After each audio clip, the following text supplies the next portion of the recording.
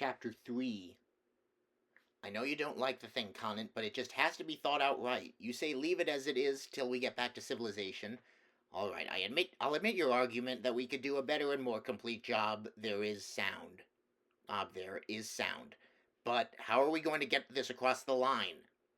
We have to take this through one temperate zone, the equatorial zone, and halfway through the other temperate zone before we get it to New York. You don't want to sit with it one night, but you suggest then that I hang its corpse in the freezer with the beef?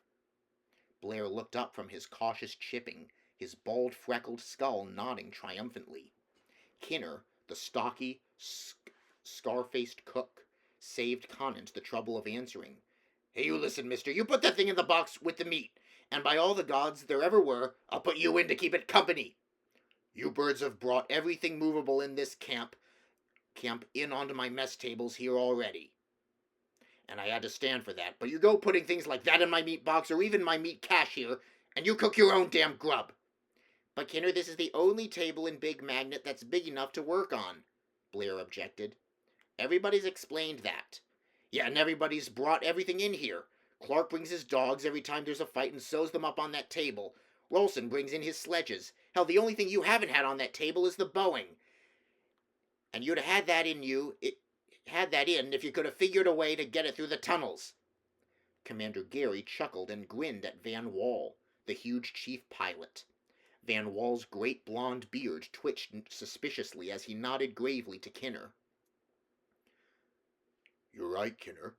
The aviation department is the only one that treats you right. It does get crowded, Kinner, Gary acknowledged, but I'm afraid we'll all find it that way at times. Not much privacy in an Antarctic camp. Privacy? What the hell's that? You know, the thing that really made me weep was when I saw Barkley marching through here chanting, "The last lumber in the camp, the last lumber in the camp," and carrying it out to build that house on his tractor. Damn, I missed that moon cut in the door he carried out more than I missed the sun when it set. That wasn't just the last lumber Barkley was walking off with. He was carrying off the last bit of privacy in this blasted place. A grin rode even on Conant's heavy face as Kinner's perennial, good-natured grouch came up again. But it died away quickly as his dark, deep-set eyes turned again to the red-eyed thing Blair was chipping from its cocoon of ice.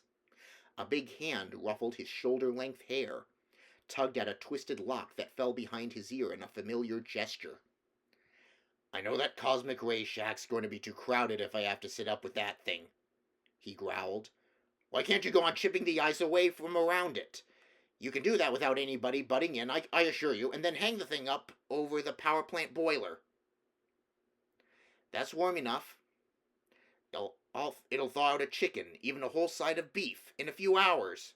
I know, Blair protested, dropping the tack hammer to gesture more effectively with his bony, freckled fingers, his small body tense with eagerness. But this is too important to take any chances. There never was a find like this. There never can be again. It's the only chance men will ever have, and it has to be done exactly right. Look, you know how the fish we caught down near the Ross Sea would freeze almost as soon as we got them on deck, and come to life again if we thawed them gently. Low forms of life aren't killed by quick freezing and slow thawing. We have... Hey, for the love of heaven! You mean that damned thing will come to life? Conant yelled. You get the damned thing... Let me at it.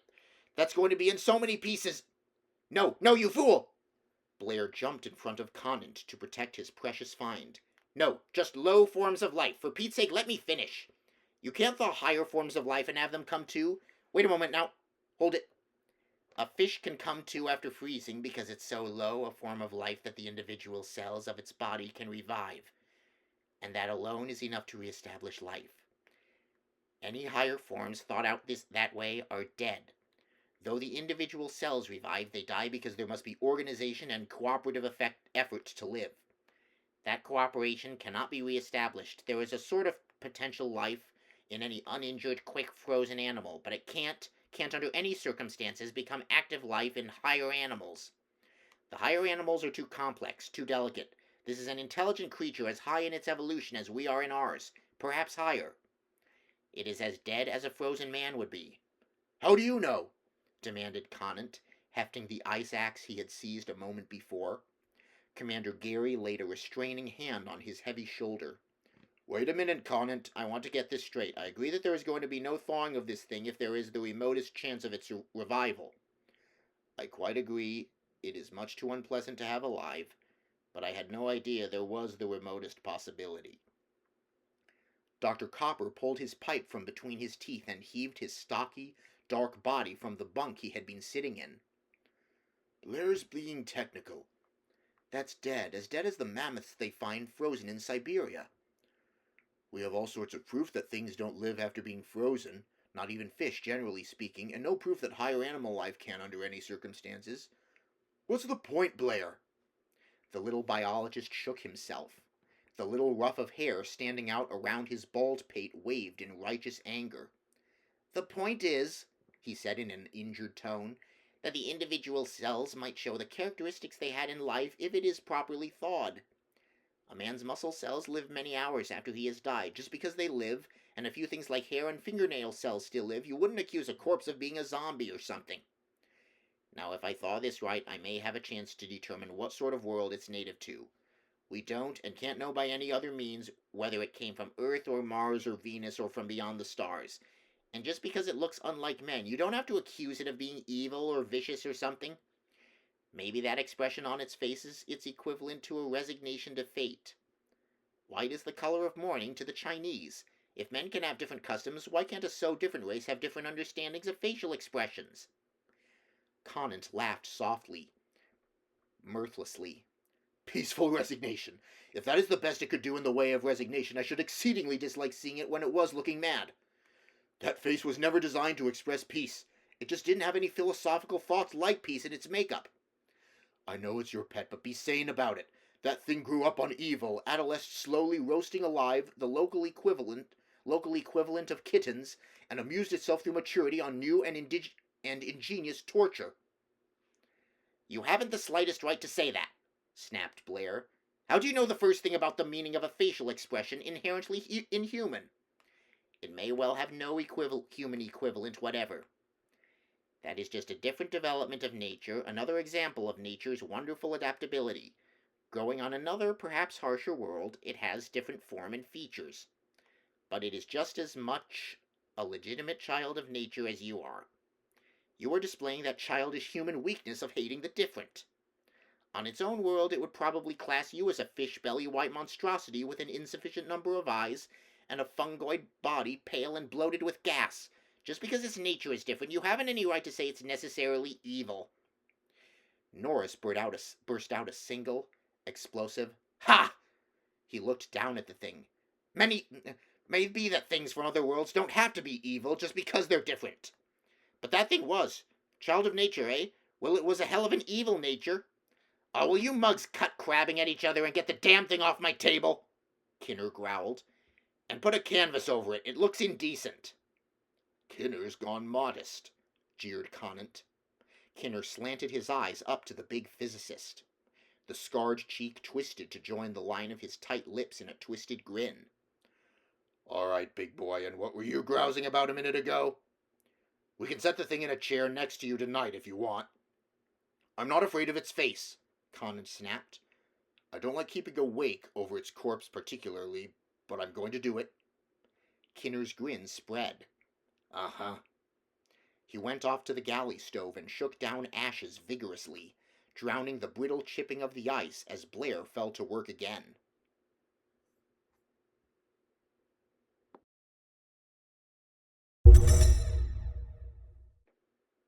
Chapter 4.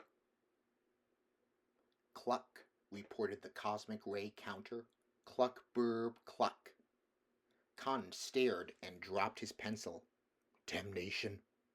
The physicist looked towards the far corner, back at the Geiger counter on the table near that corner, and crawled under the desk at which he had been working to retrieve the pencil.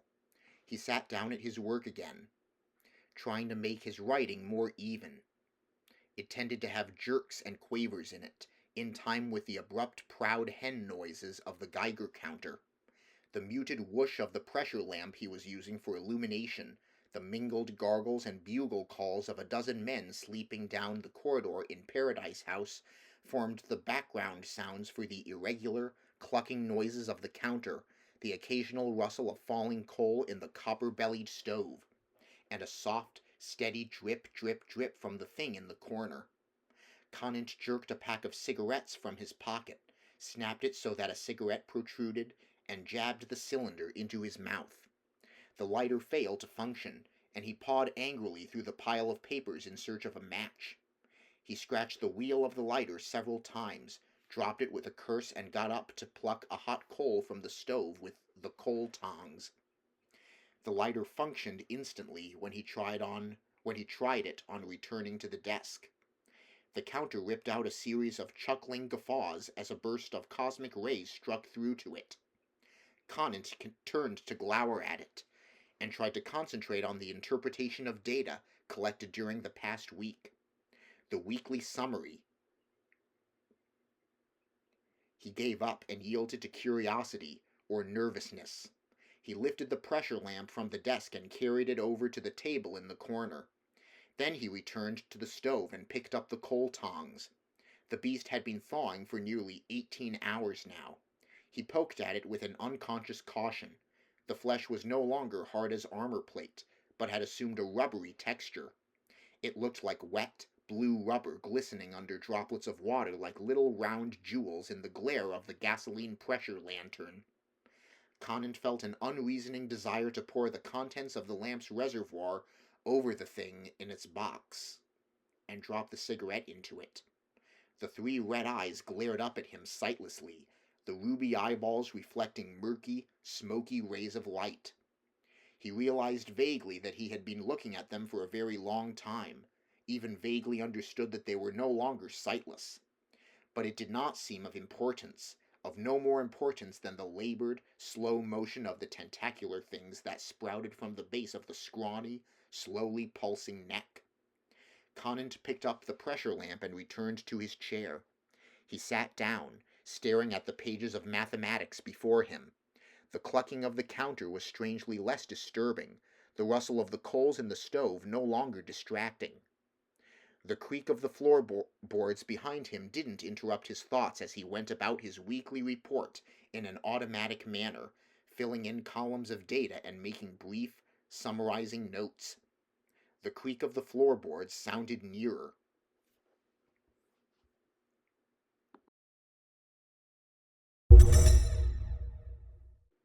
Chapter 5. Blair came up from the nightmare-haunted depths of sleep abruptly. Conant's voice floated vaguely above him. For a moment it seemed a continuance of the wild horror of the dream, but Conant's face was angry and a little frightened. Blair, you damned log, wake up! The little biologist rubbed his eyes, his bony, freckled finger crooked to a mutilated child fist. From surrounding bunks, other faces lifted to stare down at them. Conant straightened up. Get up and get a lift on. Your damned animals escaped. Escaped? What? Chief Pilot Van Wall's bull voice roared out with a volume that shook the walls. Down the communication tunnels, other voices yelled suddenly. The dozen inhabitants of Paradise House tumbled in abruptly. Barkley, stocky and bulbous in long woolen underwear, carrying a fire extinguisher. What the hell's the matter? Barkley demanded. Your damned beast got loose. I fell asleep about 20 minutes ago, and when I woke up the thing was gone. Hey Doc, the hell you say those things can't come to life? Blair's blasted potential life developed a hell of a lot of potential and walked out on us. Copper stared blankly. It wasn't earthly, he sighed suddenly. I guess earthly laws don't apply. Well, it applied for leave of absence and took it. We've got to find it and capture it somehow. Conant swore bitterly, his deep-set black eyes sullen and angry. It's a wonder the hellish creature didn't eat me in my sleep. Blair started back, his pale eyes suddenly fear-struck. Maybe it we'll have to find it. You find it, it's your pet. I've had all I want to do with it sitting there for 7 hours with the counter clucking every few seconds, and you birds in here singing night music. It's a wonder I got to sleep. I'm going through to the ad building. Commander Gary ducked through the doorway, pulling his belt tight. You won't have to. Van's roar sounded like the Boeing taking off downwind. So it wasn't dead? I didn't carry it off in my arms, I assure you, Conant snapped. The last I saw, the split skull was oozing green goo like a squashed caterpillar. Doc just said our laws don't work. It's unearthly. Well, it's an unearthly monster with an unearthly disposition, judging by the face, wandering around with a split skull and brains oozing out. Norris and McCready appeared in the doorway, a doorway filling with other shivering men. Has anybody seen it coming over here? Norris asked innocently. About 4 feet tall, 3 red eyes, brains oozing out.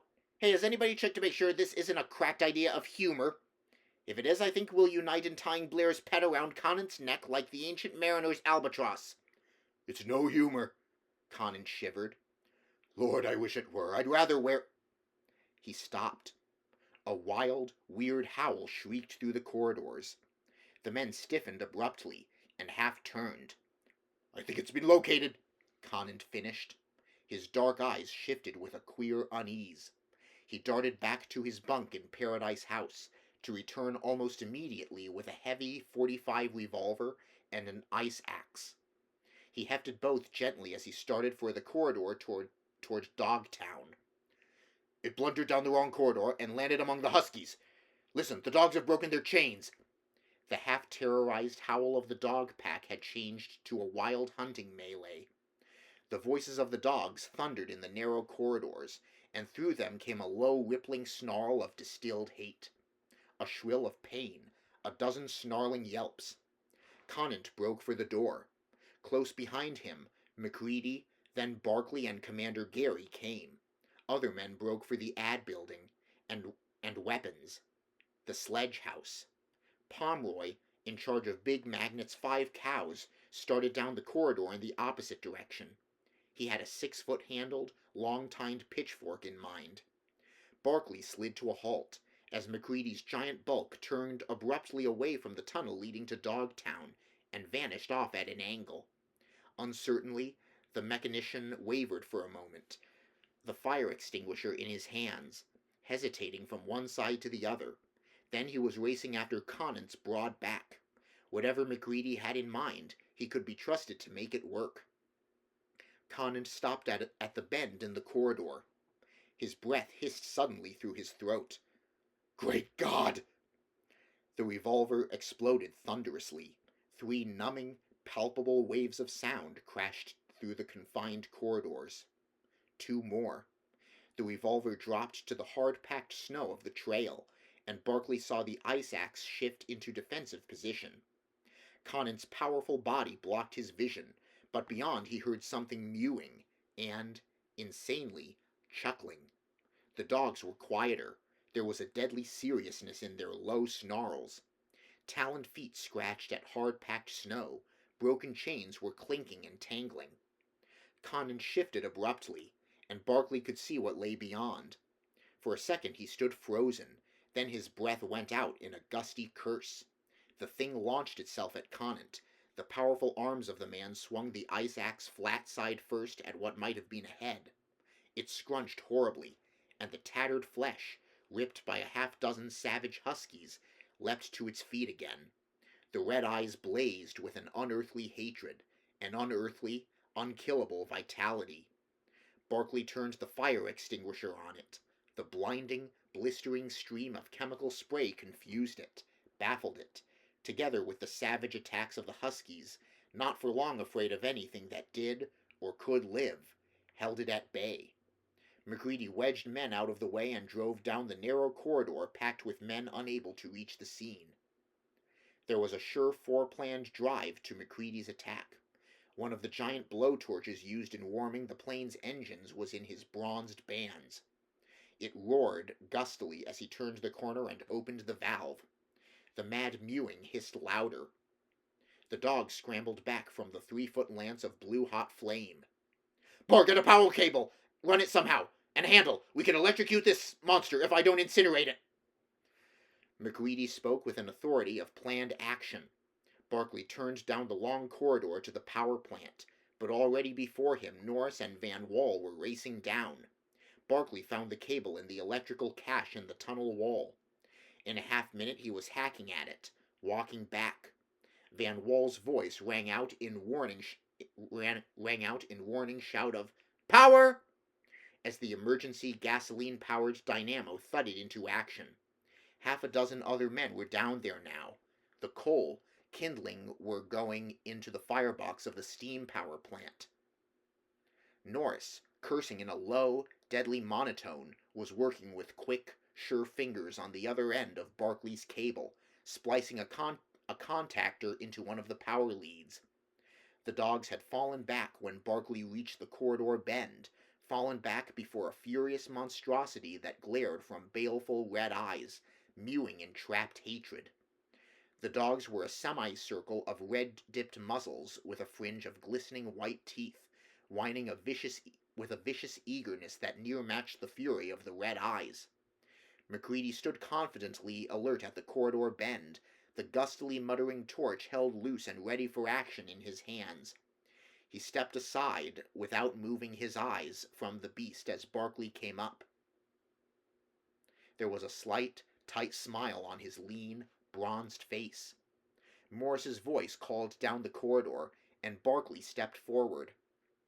The cable was taped to the long handle of a snow shovel. The two conductors split and held 18 inches apart by a scrap of lumber, lashed at right angles across the far end of the handle. Bare copper conductors, charged with 220 volts, glinted in the light of pressure lamps. The thing mewed and hated and dodged. MacReady advanced to Barkley's side. The dogs beyond sensed the plan with the almost telepathic intelligence of trained huskies. Their whining grew shriller, softer. Their mincing steps carried them nearer. Abruptly, a huge night-black Alaskan leapt onto the trapped thing. It turned squalling, saber-clawed feet slashing. Barkley leapt forward and jabbed. A weird, shrill scream rose and choked out. The smell of burnt flesh in the corridor intensified. Greasy smoke curled up. The echoing pound of the gas-electric dynamo down the corridor became a slogging thud. The red eyes clouded over in a stiffening, jerking travesty of a face. Arm-like, leg-like members quivered and jerked. The dogs leapt forward, and Barkley yanked back his shovel-handled weapon. The thing on the snow did not move as gleaming teeth ripped it open.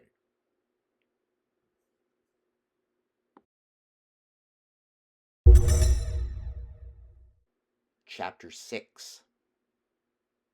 Gary looked about the crowded room. 32 men, some tensed nervously standing against the wall, some uneasily relaxed, some sitting, most perforce standing as intimate as sardines. 32, plus the 5 engaged in sewing up wounded dogs, made 37, the total personnel. Gary started speaking. "All right, I guess we're here. Some of you, 3 or 4 at most, saw what happened.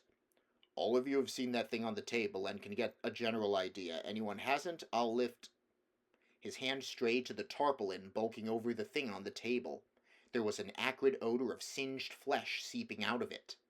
The men stirred restlessly. Hasty denials. It looks rather as though Charnock isn't going to lead any more teams," Gary went on. "Blair wants to get at this thing and make some more detailed examination. We want to know what happened and make sure right now that this is permanently, totally dead. Right?" Conant grinned. "Anybody that doesn't can sit up with it tonight."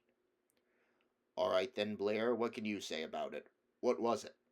Gary turned to the little biologist. "I wonder if we ever saw its natural form." Blair looked at the covered mass. "It may have been imitating the beings that built that ship. But I don't think it was. I think that was its true form. Those of us who were up near the bend saw the thing in action. The thing on the table is the result. When it got loose, apparently it started looking around. Antarctica still frozen as it was ages ago when the creature first saw it, and froze. From my observations while it was thawing out, and the bits of tissue I cut and hardened then, I think it was native to a hotter planet than Earth. It couldn't, in its natural form, stand the temperature. There is no life form on Earth that can live in Antarctica during the winter, but the best compromise is the dog. It found the dogs, and somehow got near enough to Charnock to get him. The others smelled it, heard it, I don't know. Anyway, they went wild, broke chains, and attacked it before it was finished. The thing we found was part Charnock, queerly only half dead, part Charnock half digested by the jelly-like protoplasm of that creature, and part of the remains of the thing we originally found, sort of melted down to the basic protoplasm. When the dogs attacked it, it turned into the best fighting thing it could think of, some otherworld beast, apparently. Turned, snapped Gary. How? Every living thing is made up of jelly, protoplasm, and minute submicroscopic things called nuclei, which control the bulk, the protoplasm. This thing was just a modification of that same worldwide plan of nature, cells made up of protoplasm controlled by infinitely tinier nuclei. You physicists might compare it, an individual cell of any living thing, with an atom. The bulk of an atom, the space filling it, is made up of the electron orbits, but the character of the thing is determined by the atomic nucleus. This isn't wildly beyond what we already know. It's just a modification we haven't seen before. It's as natural, as logical as any other manifestation of life. It obeys exactly the same laws. The cells are made of protoplasm, their character determined by the nucleus. Only in this creature the cell nuclei can control those cells at will. It digested Charnock, and as it digested, studied every cell of his tissue and shaped its own cells to imitate them exactly. Parts that had time to finish changing, are dog cells, but they don't have dog cell nuclei. Blair lifted a fraction of the tarpaulin. A torn dog's leg, with stiff gray fur protruded. That, for instance, isn't dog at all, it's imitation. Some parts I'm uncertain about. The nucleus was hiding itself, covering up with dog cell imitation nucleus. In time, not even a microscope would have shown the difference. Suppose, asked Norris bitterly, it had lots of time. Then it would have been a dog. The other dogs would have accepted it. We would have accepted it. I don't think anything would have distinguished it, not microscope, nor X-ray, nor any other means. This is a member of a supremely intelligent race, a race that has learned the deepest secrets of biology and turned them to its use. What was it planning to do? Barkley looked at the humped tarpaulin. Blair grinned unpleasantly. The wavering halo of thin hair round his bald pate wavered in a stir of air. Take over the world, I imagine. Take over the world? Just all by itself? Conant gasped. Set itself up as a lone dictator? No. Blair shook his head. The scalpel he had been fumbling in his bony fingers dropped. He bent to pick it up, so that his face was hidden as he spoke. It would become the population of the world. Populate the world? Does it reproduce asexually? Blair shook his head and gulped. It doesn't have to. It weighed 85 pounds. Charnock weighed about 90. It would have become Charnock and had 85 pounds left to become, Jack, for instance, or Chinook. It can imitate anything, that is, become anything. If it had reached the Antarctic Sea, it would have become a seal, maybe 2 seals, that might have attacked a killer whale and become either killers or a herd of seals. Or maybe it would have caught an albatross, or a skua gull, and flown to South America. Norris cursed softly. And every time it digested something and imitated it, it would have had its original bulk left to start again, Blair finished. Nothing would kill it. It has no natural enemies because it becomes whatever it wants to. If a killer whale attacked it, it would become a killer whale. If it was an albatross and an eagle attacked it, it would become an eagle. Lord, it might become a female eagle. Go back, build a nest, and lay eggs. Are you sure that thing from hell is dead? Dr. Copper asked softly. Yes, thank heaven, the little biologist gasped. After they drove the dogs off, I stood there poking Barr's electrocution thing into it for 5 minutes. It's dead and cooked. Then we can only give thanks that this is Antarctica, where there is not one single solitary living thing for it to imitate except these animals in camp. Us? Blair giggled. It can imitate us. Dogs can't make 400 miles to the sea. There's no food. There aren't any skua gulls to imitate at this season. There aren't any penguins this far inland. There's nothing that can reach the sea from this point, except us. We've got brains. We can do it. Don't you see? It's got to imitate us. It's got to be one of us. That's the only way it can fly an airplane, fly a plane for 2 hours, and rule B, all Earth's inhabitants. A world for the taking, if it imitates us. It didn't know it yet. It hadn't had a chance to learn. I was rushed, hurried, took the thing nearest its own size. Look, I'm Pandora. I opened the box. And the only hope that can come out is that nothing can come out. You didn't see me. I did it. I fixed it. I smashed every magneto. Not a plane can fly. Nothing can fly.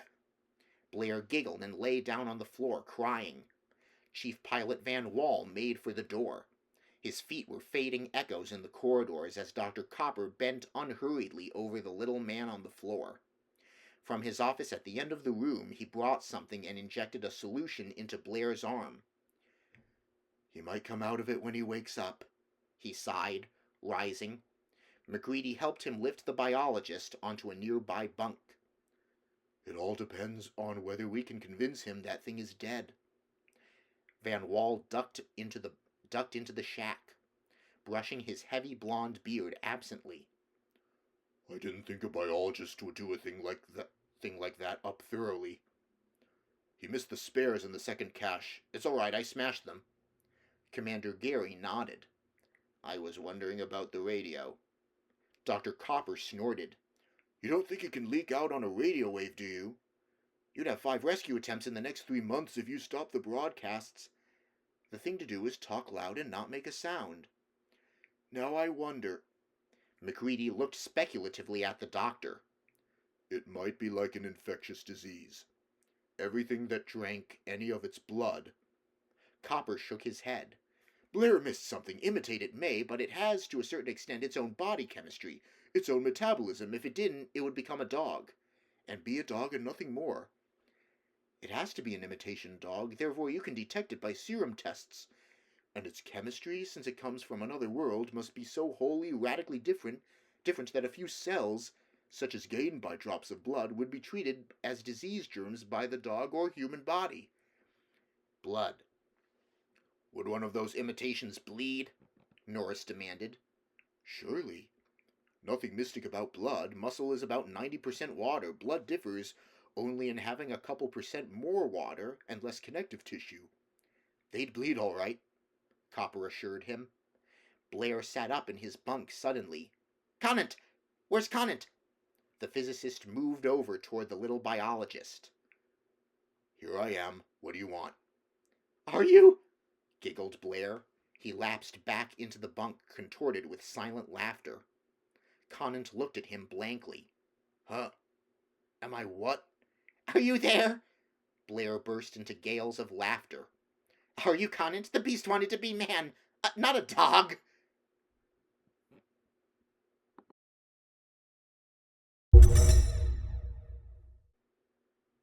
Chapter 7.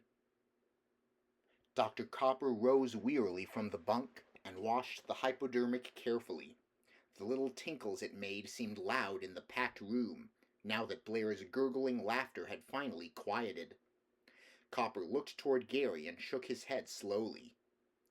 Hopeless, I'm afraid. I don't think we can ever convince him the thing is dead now. Norris laughed uncertainly. I'm not sure you can convince me. Oh, damn you, McCready. McCready? Commander Gary turned to look from Norris to McCready curiously. The nightmares, Norris exclaimed. He had a theory about the nightmares we had at the secondary station after finding that thing. And that was? Gary looked at McCready levelly. Norris answered for him, jerkily, uneasily. That the creature wasn't dead.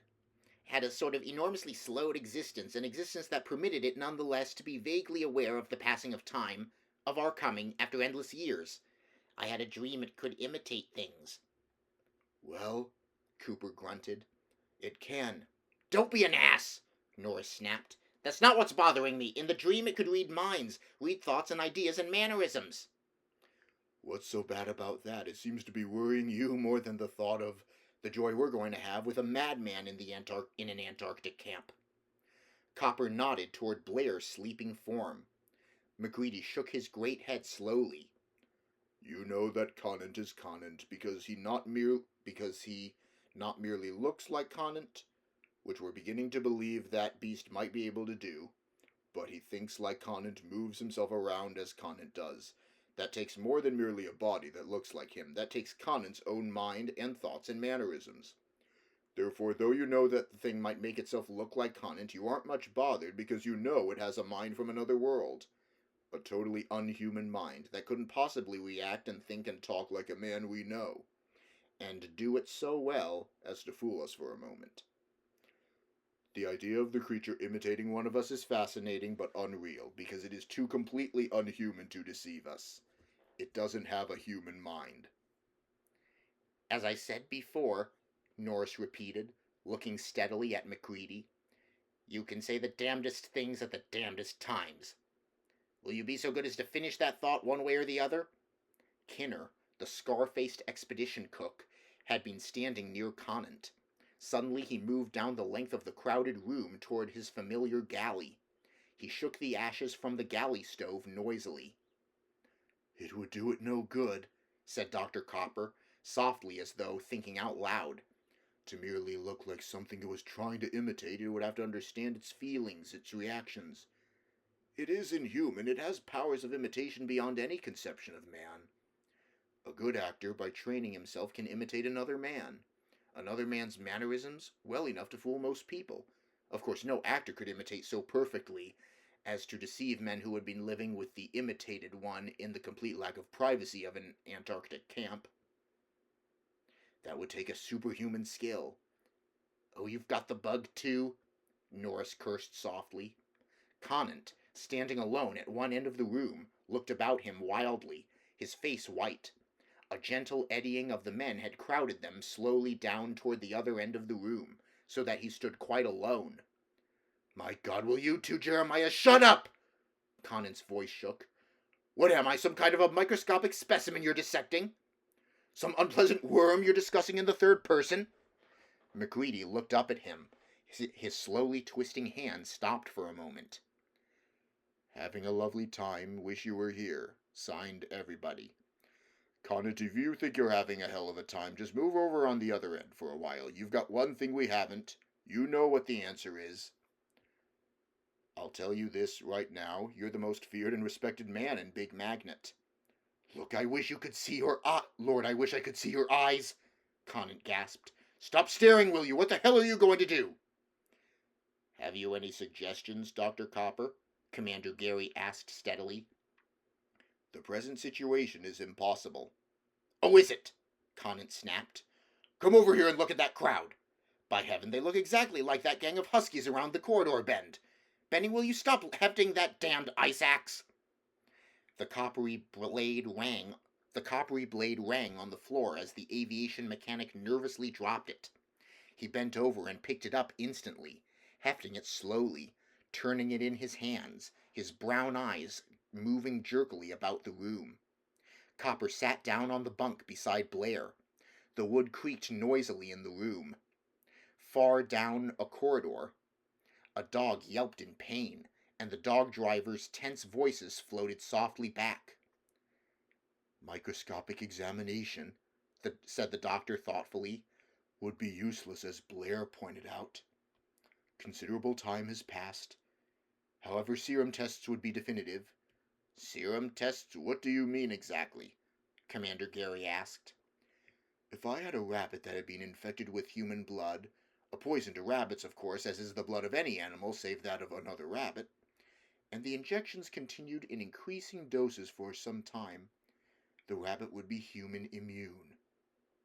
If a small quantity of its blood were drawn off, allowed to separate in a test tube, and to the clear serum a bit of human blood were added, there would be a visible reaction proving the blood was human.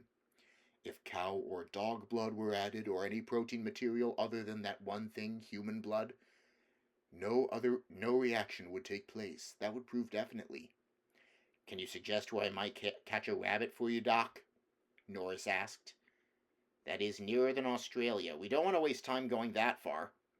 I know there aren't any rabbits in Antarctica, Copper nodded, but that is simply the usual animal. Any animal except man will do. A dog, for instance, but it will take several days, and due to the greater size of the animal, considerable blood. two of us will have to contribute. What I do? Gary asked. That will make two, Copper nodded. I'll get to work on it right away. What about Conan in the meantime? Kinner demanded. I'm going out that door and head off for the Ross Sea before I cook for him. He may be human, Copper started. Conant burst out in a flood of curses. Human? May I be human, you damn sawbones! What in hell do you think I am? A monster, Copper snapped sharply. Now shut up and listen. Conant's face drained of color, and he sat down heavily as the indictment was put in words. Until we now, you know as well as we do that we have reason to question the fact, and only you know how that question is to be answered. We may reasonably be expected to lock you up. If you are unhuman, you're a lot more dangerous than poor Blair there. And I'm going to see that he's locked up thoroughly. I expect that his next stage will be a violent desire to kill you, all the dogs, and probably all of us. When he wakes, he will be convinced we're all unhuman, and nothing on the planet will ever change his conviction. It would be kinder to let him die, but we can't do that, of course. He's going in one shack, and you can stay in Cosmo's house with your cosmic ray apparatus. Which is about what you do anyway. I've got to fix up a couple of dogs. Conant nodded bitterly. I'm human. Hurry that test. Your eyes. Lord, I wish you could see your eyes staring. Commander Gary watched anxiously as Clark, the dog handler, held the big brown Alaskan husky, while Copper began the injection treatment. The dog was not anxious to cooperate. The needle was painful, and already he'd experienced considerable needlework that morning. 5 stitches held closed a slash that ran from his shoulder, across his ribs, halfway down his body. 1 long fang was broken off short. The missing part was to be found half buried in the shoulder bone of the monstrous thing on the table in the ad building. How long will that take? Gary asked, pressing his arm gently. It was sore from the prick of the needle Dr. Copper had used to withdraw blood. Copper shrugged. I don't know, to be frank. I know the general method. I've used it on rabbits, but I haven't experimented with dogs. They're big, clumsy animals to work with. Naturally, rabbits are preferable and serve ordinarily. In civilized places, you can buy a stock of human immune rabbits from suppliers, and not many investigators take the trouble to prepare their own. What do they want with them back there? Clark asked. Criminology is one large field. A says he didn't murder B, but that the blood on his shirt came from killing a chicken. The state makes a test. Then it's up to A to explain how it is the blood reacts on human immune rabbits, but not on chicken immunes. What are we going to do with Blair in the meantime? Gary asked wearily. It's all right to let him sleep where he is for a while, but when he wakes up... Barkley and Benning are fitting some bolts on the door of Cosmo's house, Copper replied grimly. Conant's acting like a gentleman. I think perhaps the way the other men look at him makes him rather want privacy. Lord knows heretofore we've all of us individually prayed for a little privacy. Clark laughed brittly. Not any more, thank you. The more the merrier.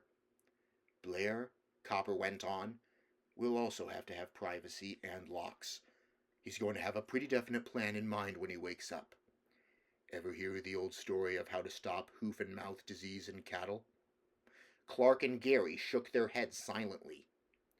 If there isn't any hoof and mouth disease, there won't be any hoof and mouth disease, Copper explained.